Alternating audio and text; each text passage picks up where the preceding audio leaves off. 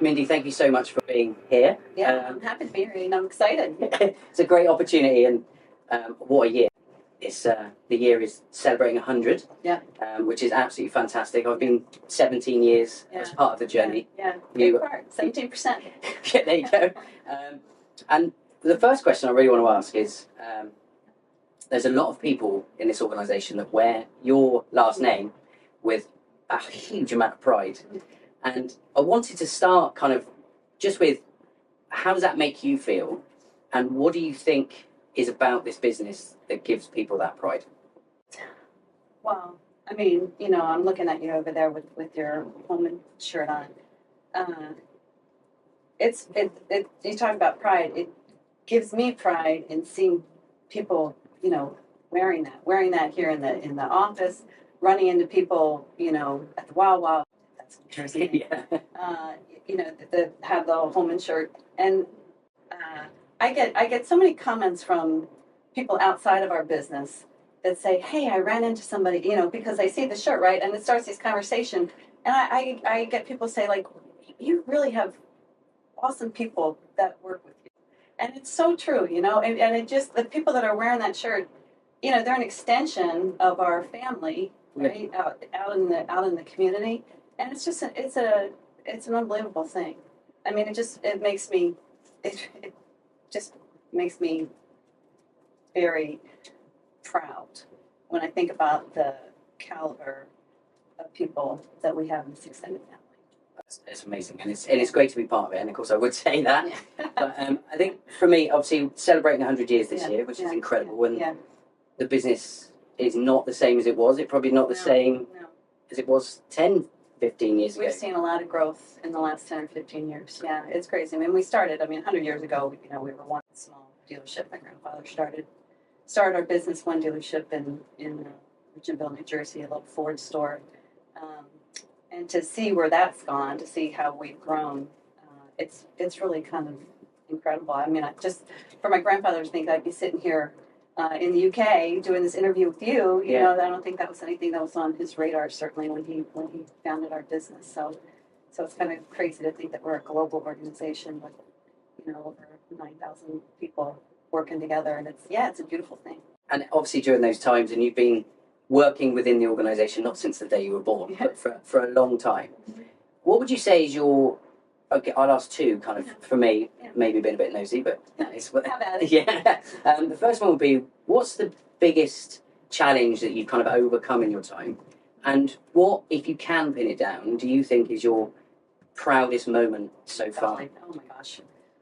Well, I think our biggest challenge, and I don't know that it's, and this is mine, I think, you've talked to different people and they've all had different things to say. My biggest challenge, I think, with our growth, it's really important to me that we maintain the feel of a family-owned business, meaning that everybody that works for us, I want them to, to feel pride being part of the family. I want them to understand how valued they are for the work that they do. And I want to, I think that we have a special organization because people honestly care about each other. Yeah. We are at our best, I think, when there's somebody among us that's, going through a hard time.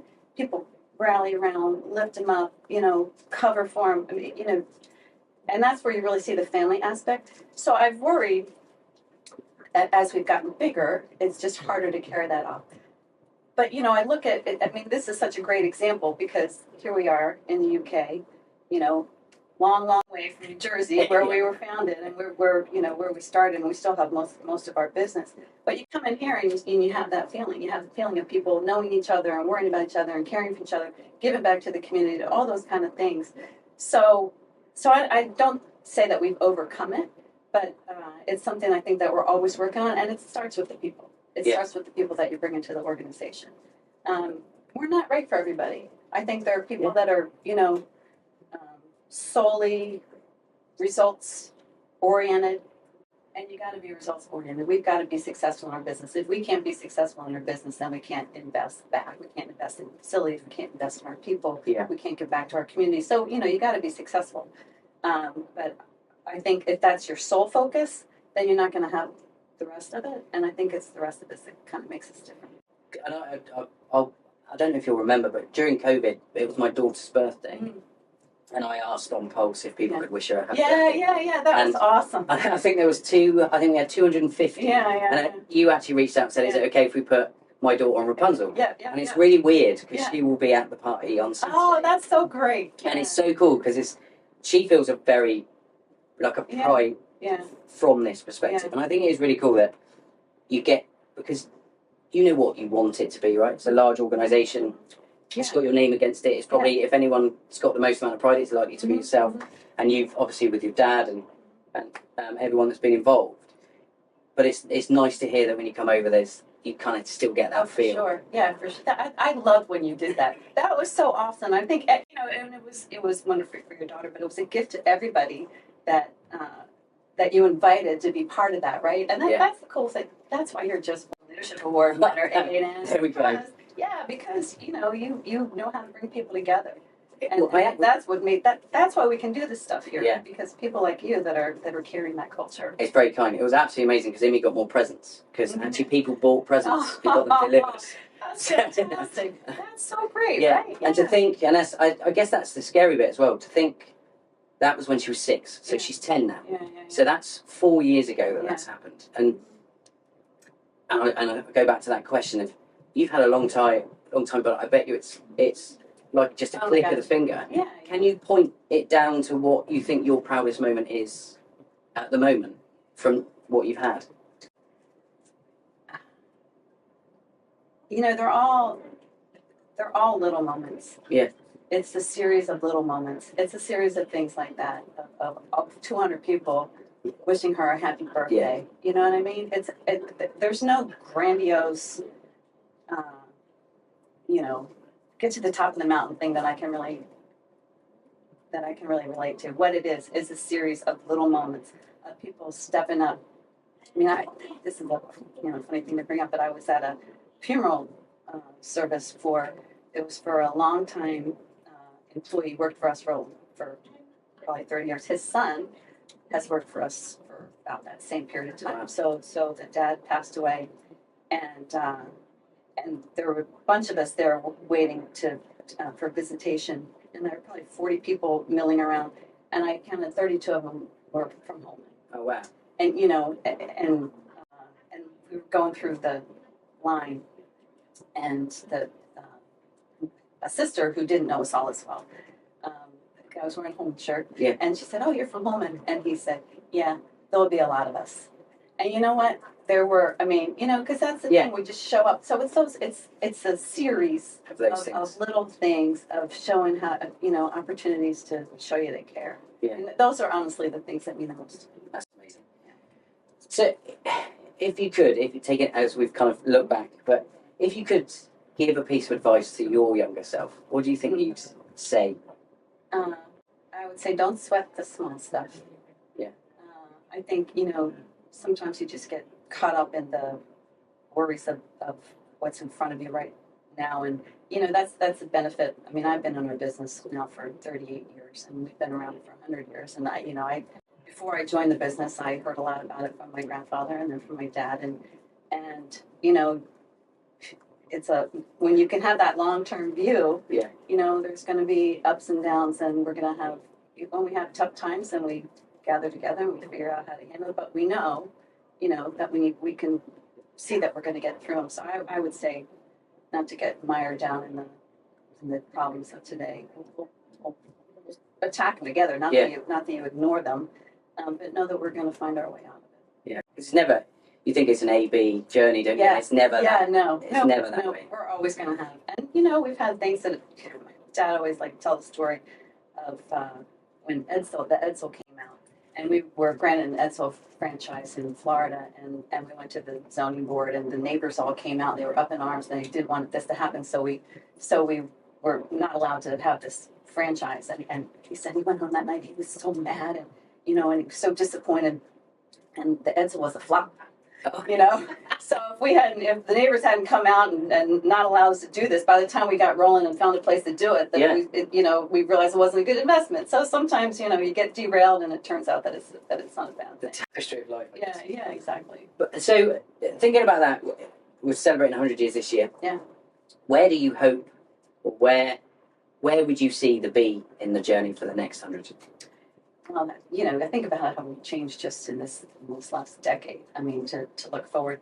But, there's a line that I've used before, and that is plan A is for us to remain a family-owned business for generations to come, and we don't have a plan B. Yeah. And that's the truth. And, so I'm third generation in business. Today we have 7 fourth generation family members in business. Amazing. So, and we've got a lot of fourth generation family members that have chosen not to be in the business.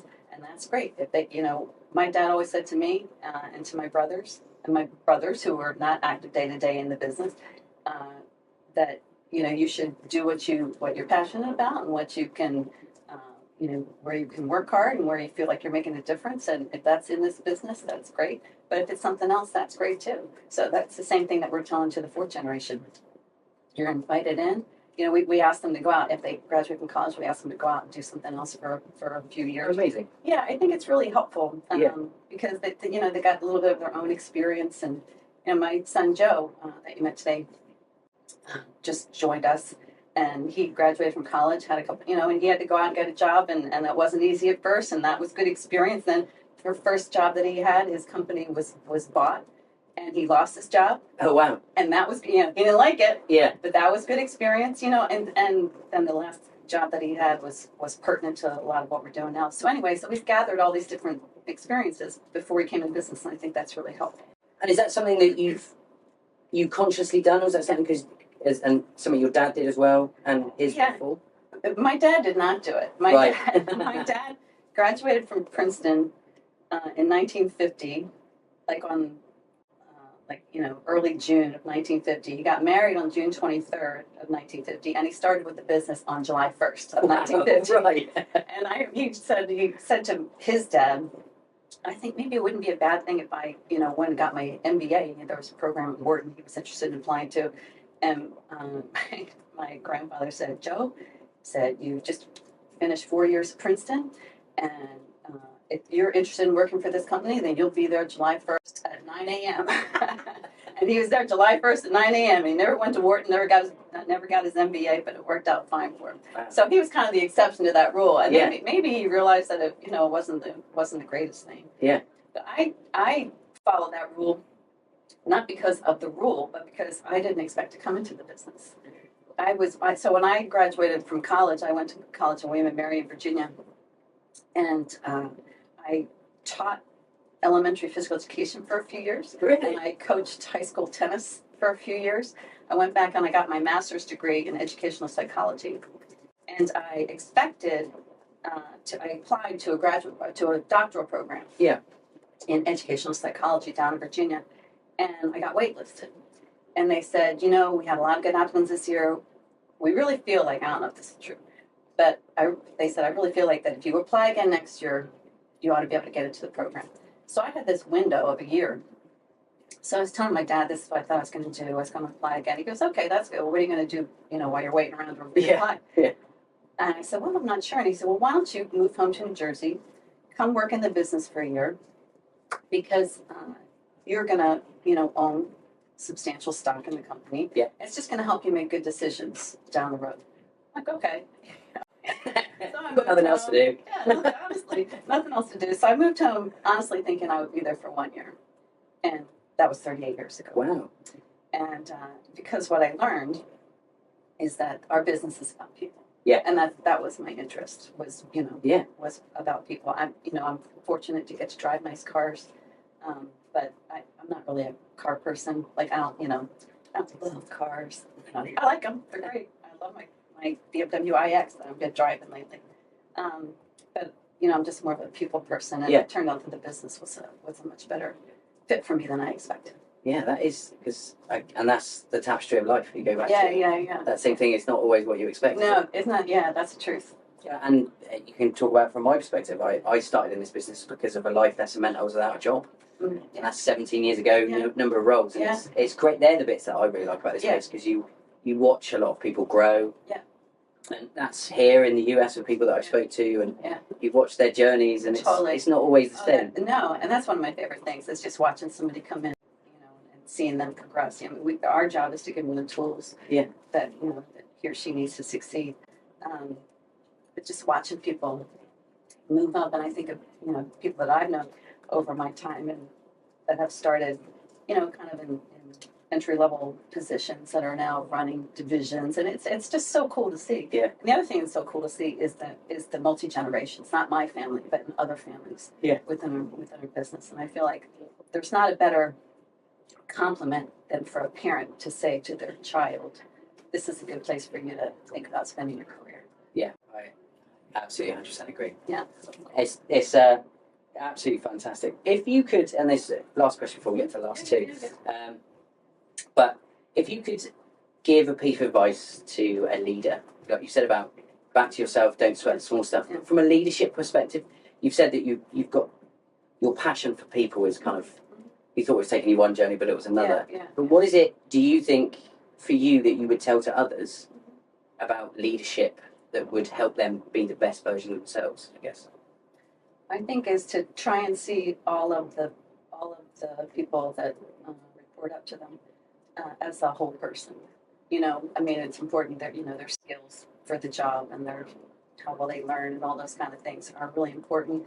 But that's that single part of anybody isn't what makes them, right? So Yeah. I mean, it's what Harry Cohen calls. I see it at the beach Sunday. What Harry calls camping. It's spending time with each person on your team and just getting to know them, getting to know, as much as they're wanting to share, but getting to know what matters to them, what their goals are, not just in the business, but in their lives. Who matters to them? Do they have kids? Or what happened at the soccer games last weekend? I mean, it's just seeing each individual on your team as a whole person. As opposed to more of a task-based, Yeah, exactly. you get this done for us. Exactly. It's how are you? Fantastic. So, as part of these, what we do is we ask everyone to bring something that means something for them, that they're willing to leave, obviously. Yep. We can't take it afterwards. Yep. And then we'll place it on the bookcase forevermore. Okay, yeah, So- I love that. I ask, what have you brought and why have you brought it? Well, it's funny because I got your email inviting me to bring something over here, and at the time we were putting this 100-year anniversary book together. So I had all this old pictures and everything on my spread out around my desk, and I saw that I was supposed to bring something, and this was among that. And I don't even know why, but immediately I thought this is what I wanted to bring. So Amazing. That's my dad, and we are dancing at that was a President's Award celebration for Pullman Ford Lincoln in Mapleshade in New Jersey, and I was going to try and bring a frame, but I thought this is going to get broken on the way over No, here. but we'll do that. So I didn't. I figured I would let you do that. Yeah, but I love that picture. I mean, I love it because it's my dad and me, but I also love it that it's at a work event. Yeah. We were there with with all these. I think we were on this Spirit of Philadelphia, like this boat that goes up and down the Delaware River and everything. And it was a really fun night.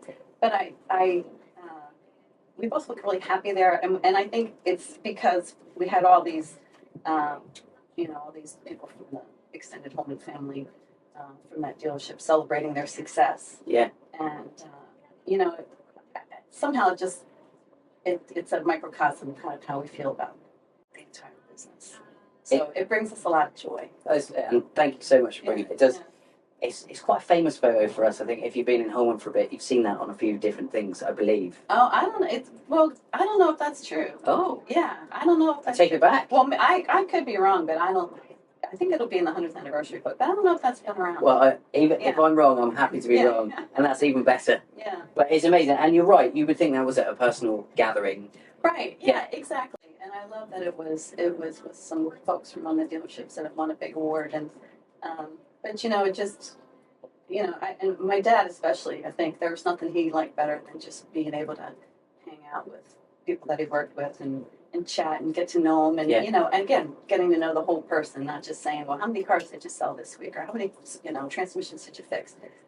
You want to know what's going on in their lives, and events like that, you really have the opportunity just to sit and talk and get to know people. And I think that kind of it's really great because it actually kind of really sums up exactly. That is a Yeah. work event.